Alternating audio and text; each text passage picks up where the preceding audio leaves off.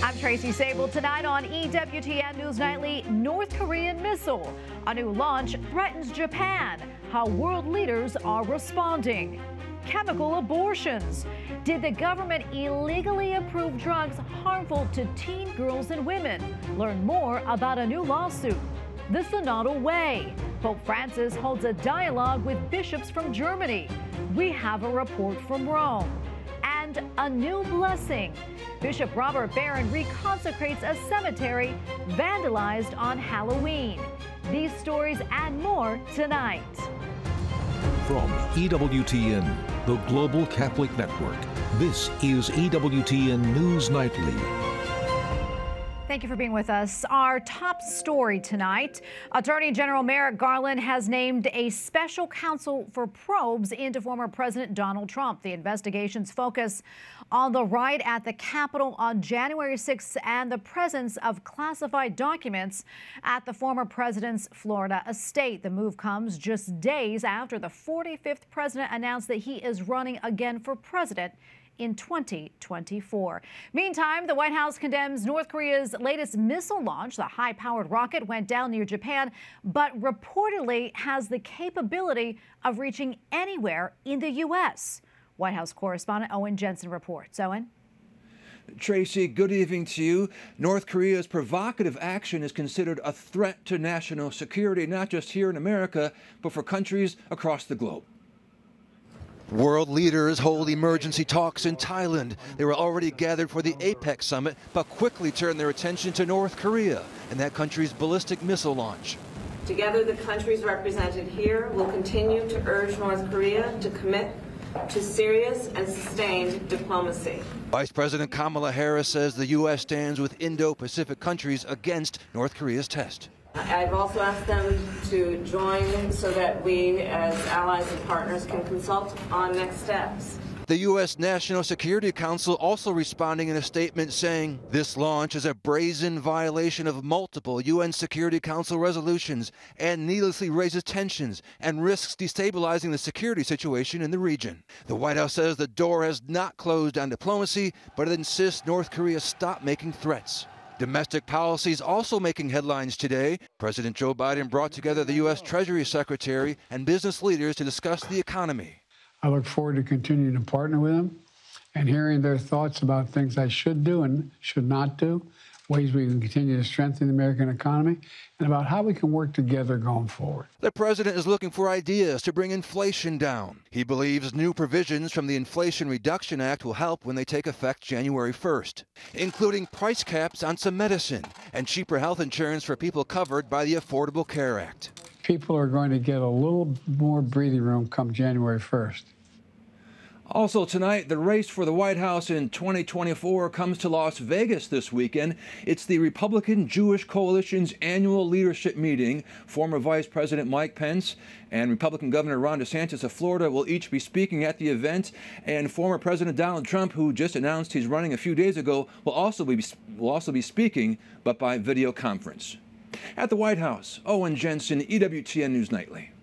Well, there are only a few weeks left in this session of Congress before lawmakers head home for the holidays. But before they do, Congress has to clear several must-pass items, including a defense funding bill, another to keep the government open, and decide what to do about the debt ceiling. Capitol Hill correspondent Eric Rosales runs it all down for us. The clock is ticking during this lame duck session of Congress. Democrats would like to get as much done before Republicans take over the U.S. House in January. Senate Republicans tell me key bills should not be coming down to the wire. For the last year now, we've been doing elective things rather than required courses. We've still got appropriations we have to address, the debt limit that we've got, the National Defense Authorization Act, all critical items, all coming down to the last few weeks. Topping the list is the National Defense Authorization Act, which authorizes funding for defense. It's been passed by Congress for 61 consecutive years, but not usually during a lame duck session. Senator John Kennedy tells me it's not a good way to do business. Well, the NDAA is important. When you do a continuing resolution, it's impossible for our military to plan. And that's also another reason why the budget's important. Will we get it done by the end of the year? I don't know. Senator Kennedy adds national security is also at risk, along with military pay and troop strength. Other Republicans tell me they oppose the bill. We got a lot of problems with the NDAA. I mean, currently, from my point of view, currently it includes a provision for compulsory draft for women, which I'm against, compulsory service. I think women should be able to serve if they want to. Senator Hawley says he also opposes allowing the Defense Department to discharge soldiers who have not had a COVID vaccine. Democrats may try to attach more Ukraine aid to the bill. President Biden is asking Congress for another $38 billion. Senator Chris Murphy tells me more money may be a tough sell. I think the president is worried about the ability to move Ukraine money next year once Republicans take control of the House, and it's a smart move to try to make sure that we get them what they need right now so that we don't have to be fighting with the Republican Party over Ukraine next year. Along with more Ukraine aid, President Biden also wants billions more in new COVID money. Lawmakers need to keep the government funded. Money is set to run out next month. The Senate will also take up votes on the same-sex marriage bill when they return from the Thanksgiving break. At the Capitol, Eric Rosales, EWTN News Nightly. Internationally, the United Nations welcomes renewal of an agreement to continue grain exports from Ukraine. It is very good news for the world. At the same time, a UN official warns about fertilizer shortages. Yesterday, Russia, Turkey, and Ukraine extended a 4-month deal to continue the export of food supplies through the Black Sea. Obstacles still remain for a corresponding pact for goods from Russia. A church leader in Germany is calling for a closer look at the situation for Christians in Qatar, the country hosting the World Cup. Bishop Stefan Oster says many migrant workers in Qatar are Christian and they are granted religious freedom, quote, only to a certain extent. He also says major sporting events usually do not improve social conditions. The 32-team World Cup in the majority Muslim nation begins tomorrow.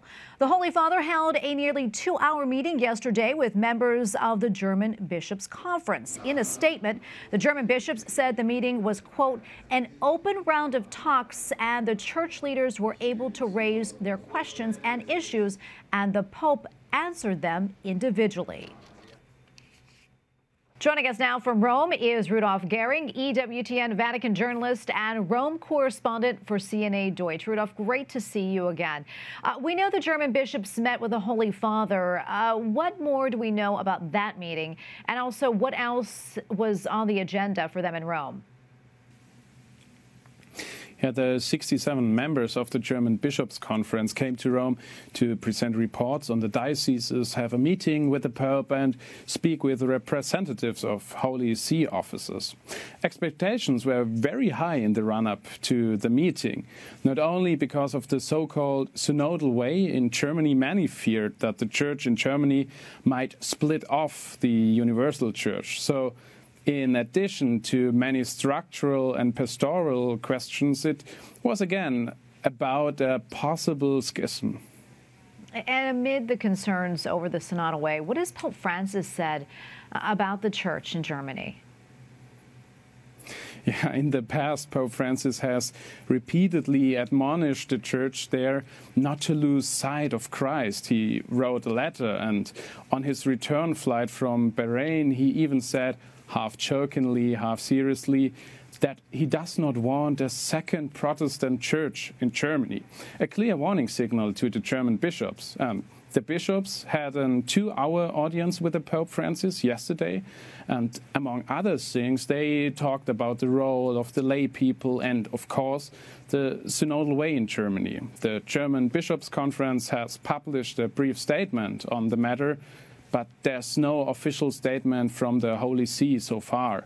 However, we have learned from a reliable source that some bishops try to promote the agenda of the synodal way with Pope Francis. For example, they asked the Holy Father to ordain so-called viri probati as priests in the future. That would be a break with church teaching. And Rudolf, what's next for the German Bishops' Conference, not only for the synodal way in Germany, but also for the worldwide Synod of Synodality? Yeah, here in Rome, many have seen for the first time with their own eyes how divided the German Bishops' Conference really is. I know that at the official meeting, some important members of the Roman Curia admonished their guests from Germany in a fraternal but nonetheless emphatic manner. There is much at stake, nothing less than the unity of the Church. And at least with some bishops, this message has been received. It is hoped that instead of a schism, the focus becomes now on what the Pope really desires, synodality.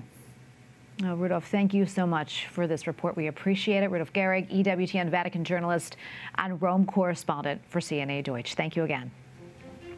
And we have a lot more still to come here on EWTN News Nightly, including the FDA and abortion pills. A new lawsuit claims the government agency illegally approved harmful drugs, and remembering a beloved Capuchin friar on the anniversary of his beatification.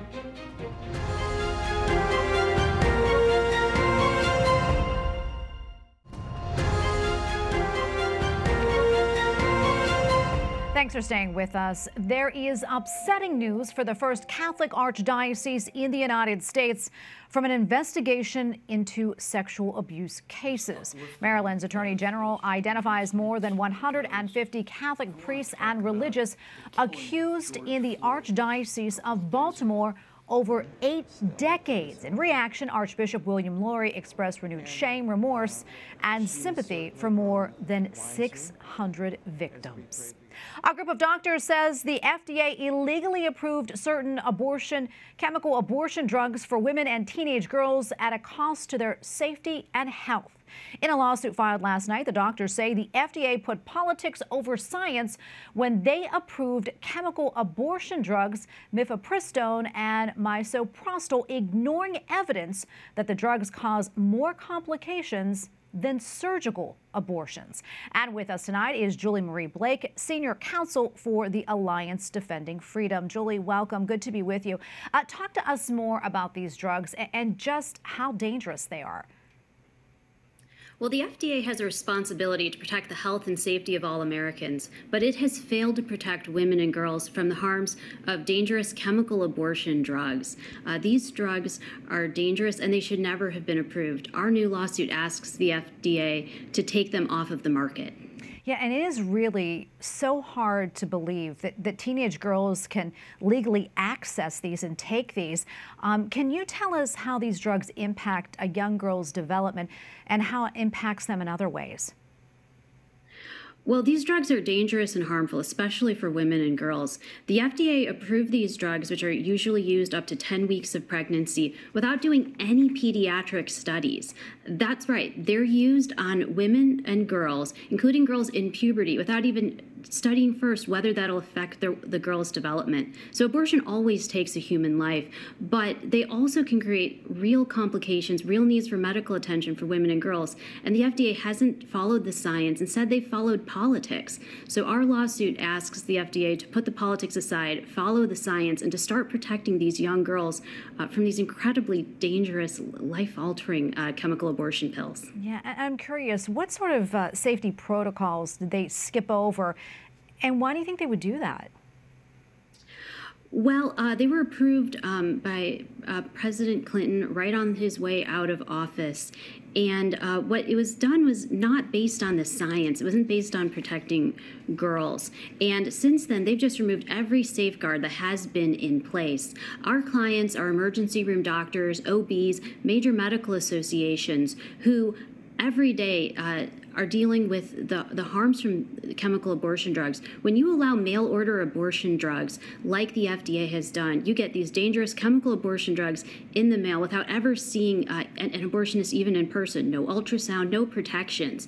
And so when a woman takes these alone at home, these mail-order drugs, and sees what happens during the course of her self-administered abortion, often, as many as 1 in 5 seek medical attention afterwards. They go to their ER, they go to their local OB, and we represent those doctors, these patients. We're going to court and asking them to order the FDA to finally start protecting women and girls who should not not have to go through the trauma of taking these chemical abortion drugs. Yeah, and in other related news, I want to bring this up to you. This week, the New York Post and other news outlets reported that a Texas lawyer allegedly slipped an abortion drug into his wife's drink. I want to get your reaction to this. And do you expect maybe this sort of thing to continue happening?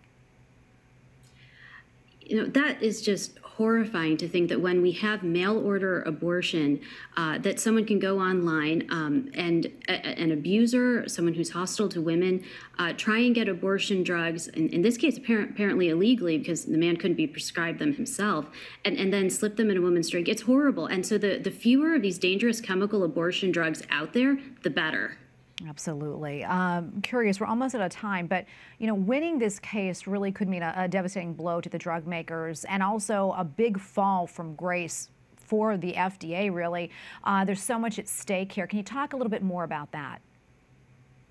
Well, more than half of abortions in America are chemical abortions right now, and chemical abortion is far more dangerous than surgical abortion. Obviously, abortion always takes an innocent life, but women deserve better than these dangerous chemical abortion drugs. They deserve better than the FDA letting them down. And so our lawsuit seeks to stop these harms to women and to finally hold the FDA to account in court. Well, Julie, it's a pleasure to be with you. Thank you so much for your time. Keep us posted. Thank you. And up next on EWTN News Nightly, crypto questions, what Catholics need to know about digital currency and how to avoid pitfalls. Plus, Bishop Robert Barron prays to purify a vandalized cemetery.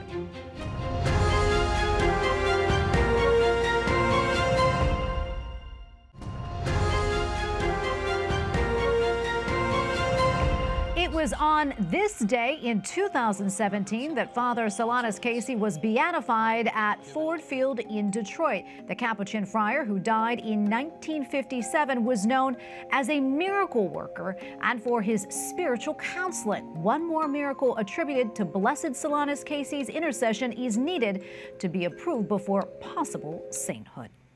Topping the headlines this week, bankruptcy and the financial collapse of cryptocurrency giant FTX. CEO Sam Bankman-Fried used billions of the company's cryptocurrency assets as collateral in loans. As this came to light, investors rushed to sell their FTX holdings. Bankman-Fried was also a top donor to Democrat candidates and causes, second only to George Soros.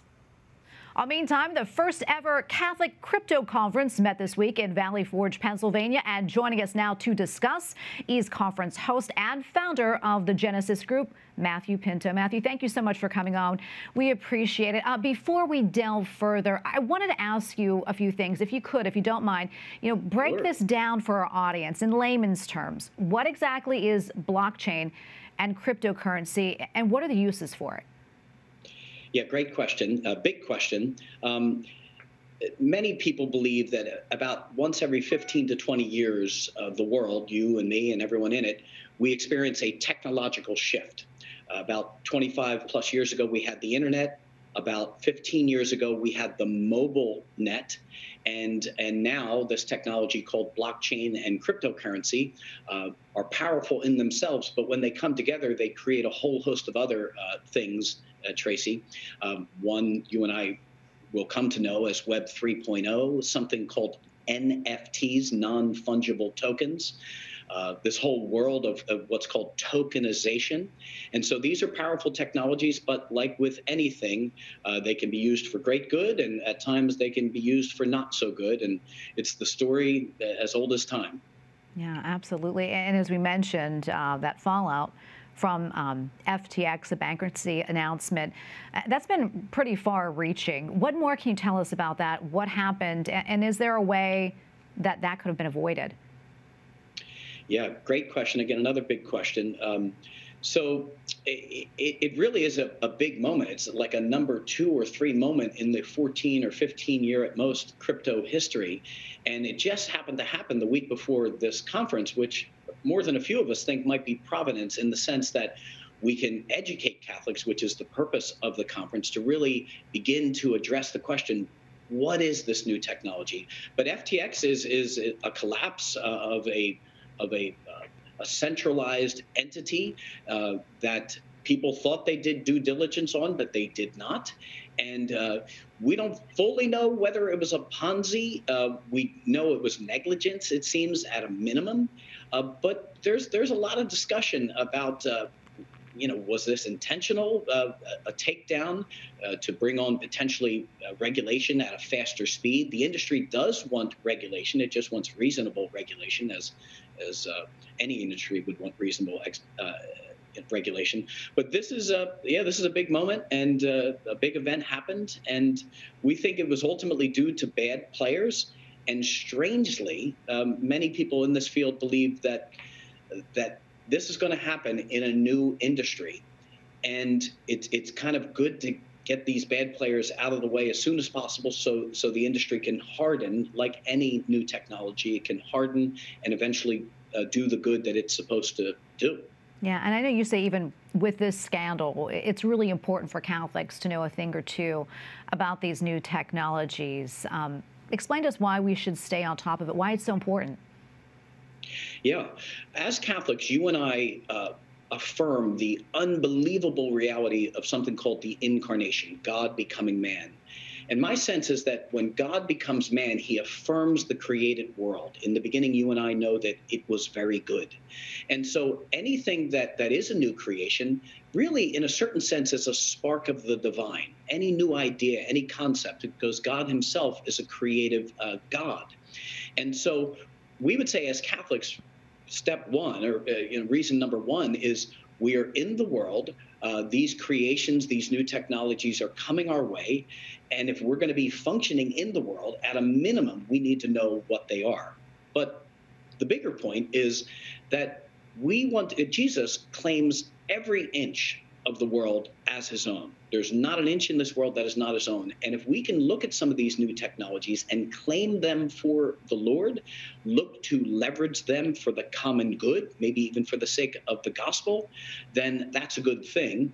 One last thing, Tracy, is you and I would want, and any believing Catholic would want, the church to have a seat at every table, because the church is in the world, it's in our lives. It really is the vehicle that the Lord set up to lead us to him. And so the church needs to have a seat at this table, especially during times where crisis hits. We want to be able to have input on how these things should be governed so they can ultimately serve the common good.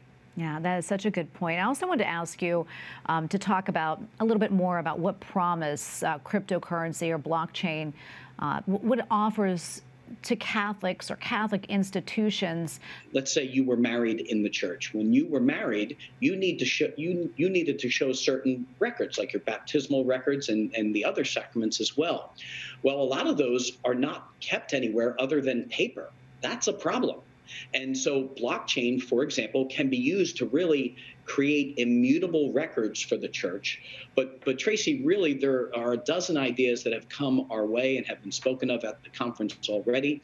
And we think that we're going to come away with dozens and dozens. And we're just going to, as a conference, we're just going to give them to the church.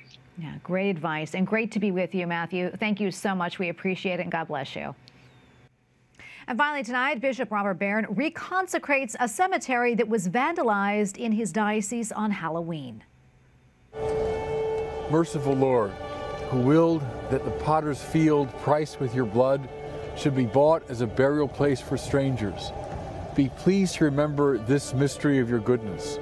5 memorial walls were coated with graffiti, as well as 2 grave markers, a statue of Christ, and a cross at a Catholic cemetery in Rochester, Minnesota. Cleanup and repairs could cost up to $8,000. Well, we thank you for watching tonight, and remember, you can follow us on social media, Facebook, Twitter, and Instagram at EWTN News Nightly. I'm Tracy Sable. Good night, and God bless.